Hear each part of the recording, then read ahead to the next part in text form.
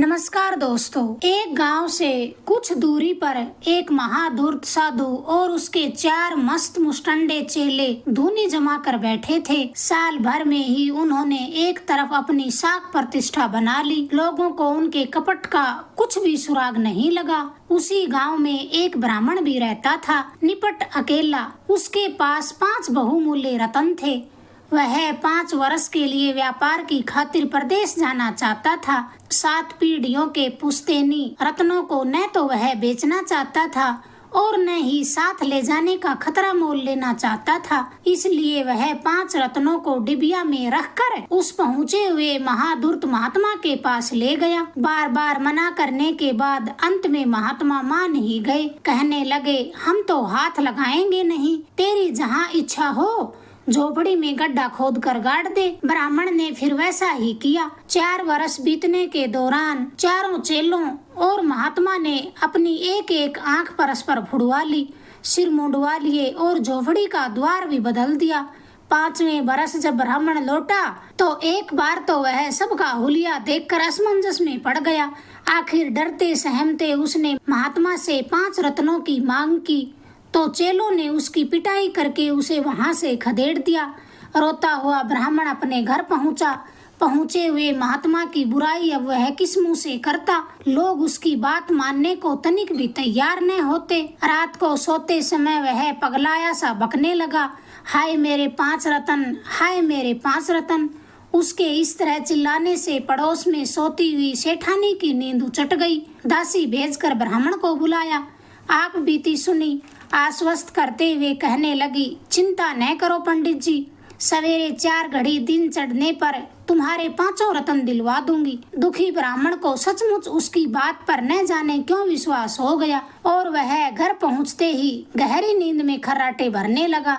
सेठानी अपने हिसाब से अकेली ही उस महात्मा के पास पहुंच गई। दुखी स्वर में कहने लगी। सेठानी अपने हिसाब से अकेली ही उस महात्मा के पास जा पहुंची। दुखी स्वर में कहने लगी, मेरा घर वाला परदेश गया हुआ है। इसी बीती पूनम को उन्हें घर आना था, पर न जाने क्या आफत आई कि इस बार वे अपना वादा भूल गए। मैं उन्हें लेने परदेश जाऊंगी। पहने हुए सारे जेवर और पेटी का यह माल आपके अलावा मैं किसे सौंपूं? भरोसे लायक कोई है भी नहीं। पेटी के भीतर नगीने जड़े आभूषण और मोतियों के हार देखकर चेलों और महात्मा की फूटी हुई आंख ललाट में ऊंची चढ़ गई। मुंडा हुआ सिर दमकने लगा। मन ही मन सोचा कि यह सेठानी तो उस ब्राह्मण की अपेक्षा ज्यादा मूर्ख है। यह माया तो उसके 50 रत्नों से भी बढ़कर है। फिर भी वे ऊपरी मन से बार बार मना करते रहे, पर सेठानी की जिद के मारे आखिर चेलों के कहने पर महात्मा मान ही गए। तभी वह ब्राह्मण दूर से ही चिल्लाता हुआ धूर्त महात्मा और उसके चेलों को गालियां देता हुआ वहां पहुंच गया। महात्मा ने तुरंत पासा पलट दिया और एक चेले ने उसका इशारा मिलते ही 5 रत्नों की डिबिया ब्राह्मण को सौंप दी। कहा, वाह रे पंडित, अपनी गाड़ी हुई जगह को तुम खुद ही भूल गए और दोष हमें देते हो। तुम्हें पता भी है कि झोपड़ी के किस कोने में तुमने अपने रत्न गाड़े थे। ले जा तेरे रत्न। हमारे लिए तो ये रत्न कंकरों के समान हैं। रतन ज्यों के त्यों मिलने पर भी वह वहां से नहीं गया। सेठानी की खुली पेटी के अमूल्य खजाने को देखता रहा। सेठानी महात्मा को प्रत्येक जेवर और नगीना बता रही थी और इधर महात्मा चंपत होने के बाद मन ही मन अपने ऐश्वर्य की कल्पना करने लगा था। अंत में सेठानी सारे गहने महात्मा को दिखाने के बाद पेटी को बंद करके एक चेले को पेटी सौंपने ही वाली थी कि उसकी दासी दौड़ती हुई दूर से चिल्लाई, बधाई बधाई, सेठ जी परदेश से आ गए हैं।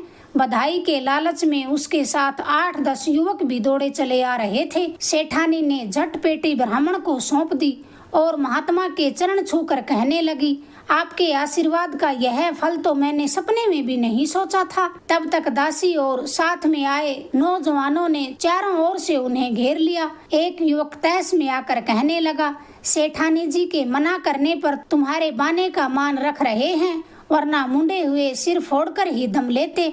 अब चुपचाप यहाँ से चलते बनो, वरना तुम्हारी खैर नहीं है। सेठानी मुस्कुराकर कहने लगी, लेकिन जाने से पहले एक बार अपने हाथ से ऐसे पहुँचे हुए महात्मा और उसके चेलों को पक्की रसोई तो खिलाऊंगी ही। महात्मा किस मुंह से अब प्रतिवाद करते, उन्होंने तो जल्दी से हामी भर ली। चुपचाप मन में लगी आग को बुझाते हुए सोचने लगे। 5 रत्नों के लोभ में एक एक आंख फुड़वाई, सिर मुंडवाए और झोपड़े का द्वार तक बदल दिया, मगर तपस्या का फल हाथ में आते आते बच गया। अब किसी दूसरे गांव में धूनी जमानी होगी। और फिर वह वहां से यह बड़बड़ाता हुआ कि किसी का भी कपट अंत तक नहीं टिकता, वह प्रकट होकर ही रहता है। बेईमान का घड़ा आखिर फूटता ही है। दूसरों को ठगने का दुष्कृत्य करने वाले अपने ही हाथों से किसी न किसी अनजानी हानि के फंदे में फंस ही जाते हैं। वह महात्मा अपने चेलों के साथ दूर निकल गया। अगर आपको ये किस्सा पसंद आया, प्लीज चैनल को लाइक करें, शेयर करें, सब्सक्राइब करें। धन्यवाद दोस्तों।